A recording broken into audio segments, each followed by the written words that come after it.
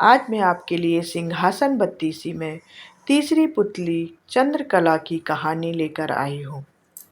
तो कहानी को अंत तक ज़रूर देखिए। और भी कहानी अगर आपको देखनी है तो प्लेलिस्ट में जाकर आप देख सकते हैं।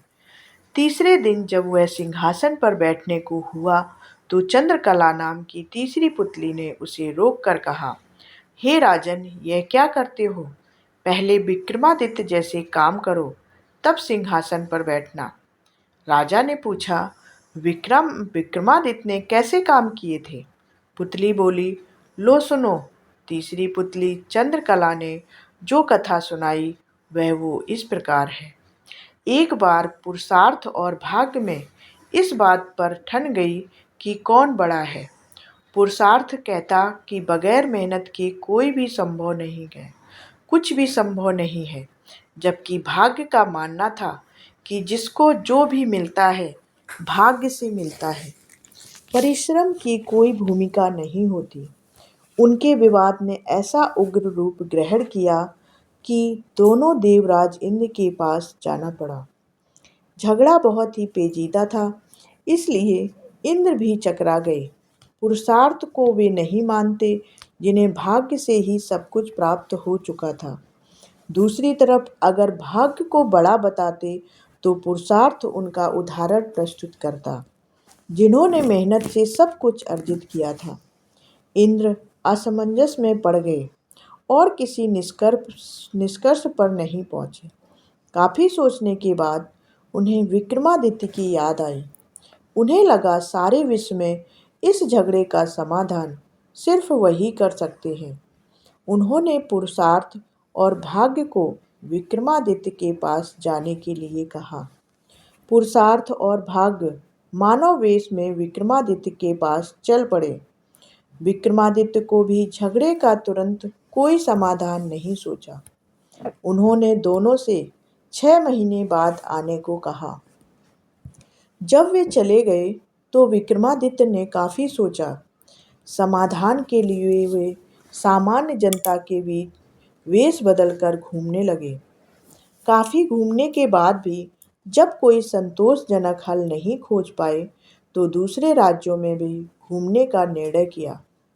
काफ़ी भटकने के बाद भी जब कोई समाधान नहीं निकला तो उन्होंने एक व्यापारी के यहाँ नौकरी कर ली।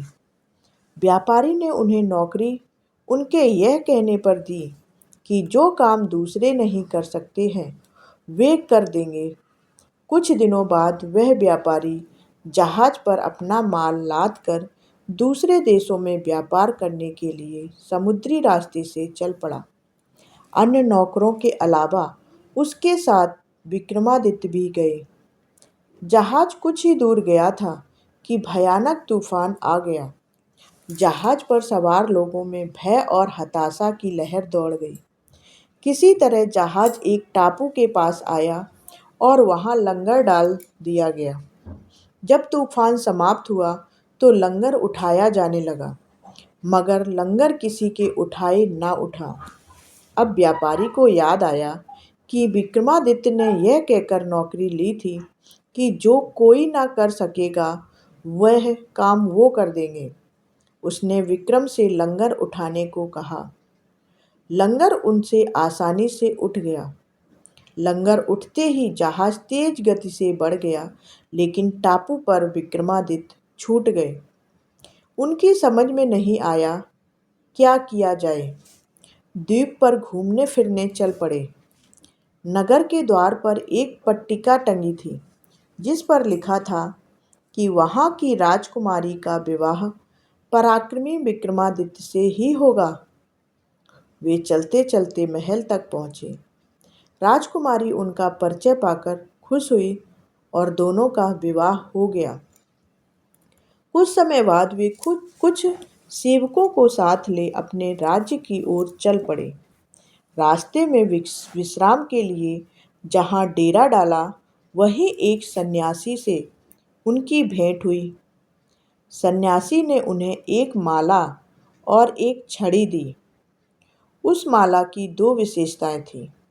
उसे पहनने वाला अदृश्य होकर सब कुछ देख सकता है तथा गले में माला रहने पर उसका हर कार्य सिद्ध हो जाता। छड़ी से उसका मालिक सोने के पूर्व कोई भी आभूषण मांग सकता था। सन्यासी को धन्यवाद देकर विक्रमादित्य अपने राज्य लौट आए।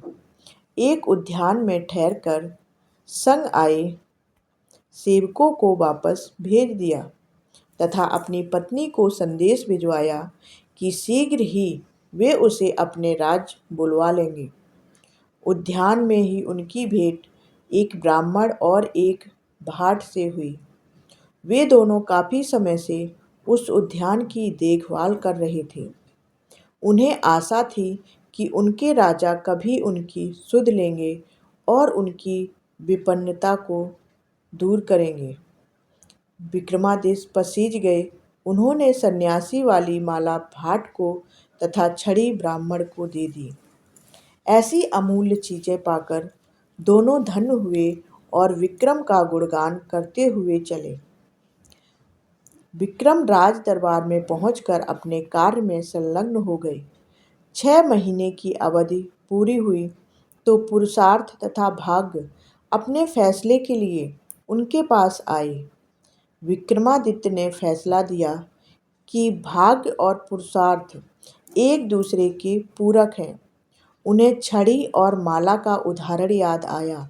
जो छड़ी और माला उन्हें भाग्य से सन्यासी से प्राप्त हुई थी, उन्हें ब्राह्मण और भाट ने पुरुषार्थ से प्राप्त किया। पुरुषार्थ और भाग्य पूरी तरह संतुष्ट होकर वहां से चले गए। कहानी सुनाकर पुतली बोली, बोलो राजा, क्या आप में है ऐसा न्यायप्रिय फैसला देने की दक्षता और अमूल्य वस्तुएं दान में देने का हृदय और सामर्थ्य। राजा फिर सोच में पड़ गए और तीसरे दिन भी सिंहासन पर नहीं बैठ सके। चौथे दिन चौथी पुतली कामकंदला ने कहानी सुनाई, विक्रमादित्य की दानवीरता की कथा। तो अगली कहानी देखने के लिए हमारे चैनल को सब्सक्राइब कर लें और वीडियो को लाइक करें और कमेंट करें। धन्यवाद।